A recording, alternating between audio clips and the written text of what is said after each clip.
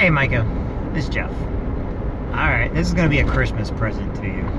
Whether you like it or not, I don't know. Don't really care, honestly. I just think that you need to hear directly from me, not from everything else that's going on out there in the world.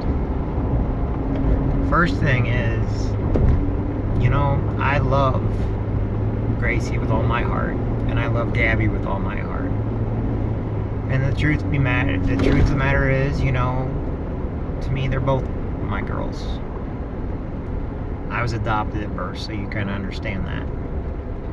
What I want to talk to you about is the reason why I believe in more and more open communication. Maybe it's just because I've grown up so much over the years, or maybe it's because at one time I didn't think you or anybody else could really handle what I had to say or what was going on without jumping off the deep end into a situation. Because one of the things is I've always been a very protecting person, whether it's with my family or now of course with Gracie and with you and with Gabby. And I won't let anybody hurt those that I love, not meaning anything bad, not meaning anything like I'd ever go after somebody or anything like that. But I've exercised a lot of patience in a lot of what I do. I don't even know if I'm going to give this to you because there's, like I said, a lot has to do with excuse me. Oh yeah. A lot has to do with who I am and where I grew up from. And right away from the start, when you and I met each other years ago, I actually did care about you. I actually cared about you a lot. The only thing about it is you had no clue about the maker killing himself. You had no clue about my employees robbing from me. You had no clue about me trying to keep drugs out, about how my partners were taking money and they were leaving, going back to Macomb. I'm talking about actual hard currency.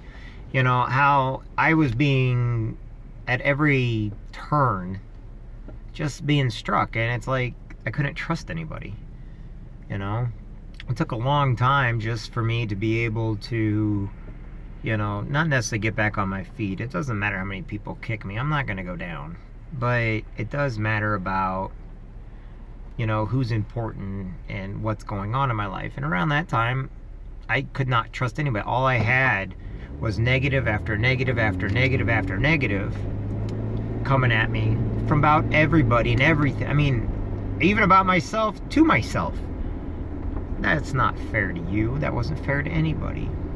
I wasn't listening to anybody because I was in a no-win situation.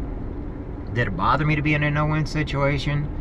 Well, I've always been called the comeback kid, I've gotten out of situations. The thing about it is, these particular situations were things I could not handle. Meaning they were out of my control. There was nothing I could say or do. There was nobody that I could talk to where they would actually understand what was going on. So I just pretty much kept to myself and did my own thing. And you got hurt in the process because, well, honestly, I got sick of hearing all the negative stuff about me. I got sick and tired of the drama and the rumors and the gossip and the negative. Everything was just negative. And so what I did was I shut myself off to anything and everything negative. And I wasn't going to listen to it anymore. It was not anybody's business what I did. And, it's funny because the first people that you found were the ones that you thought, no, the first people you found were the people I eliminated years before because I knew they were negative, meaning my Aunt Marge and, a few other people. There are people out there that live off of gossip. They live off of drama. Now, I was not innocent by any means. But on the other hand, things that could very, very easily fixed and go away, that's about the extent of it. When Gracie was born, and we were all in the hotel, or the hospital room, I had to make a judgment call. And I chose from day one. I always chose Gracie. But I had to make another decision that a lot of people, that nobody even knows about. That second decision was I had to turn everybody else off. I had to basically get away from the root system that was causing all the problems. Now, people know that Gracie, but I never cut the root systems off until Gracie, meaning there was always somebody trying to ask me for something, trying to go, trying to be negative, a person can only take so much, And I've always been the type of person that I have lived kind of in the spotlight, I guess you could say. But I was never the popular kid. I was the person that I knew what to do, when to do it. I'm good at business. I've always been good at business. I'm good with, working with people. I'm just really, really bad at communicating with the people I care about, because I was always under the impression nobody be listening, or I talk so much like I'm doing now that they lose interest and they go away. So it's always better to be around people that really care less about you, because you don't need to tell them anything. That being said,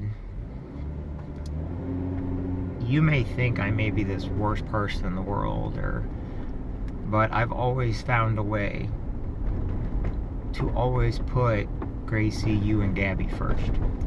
I've always found a way to be able to sacrifice big things, little things, so that you and I and Gracie and Gabby could all spend time together, because that's what a father does. That's what somebody that actually cares does.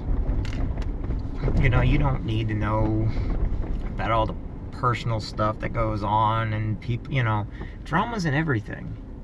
And it's actually one of the things that I speak on when I do motivational speakings in front of thousands of people, which you probably don't even know that I do. Because I try to use my own life legacy. Oops.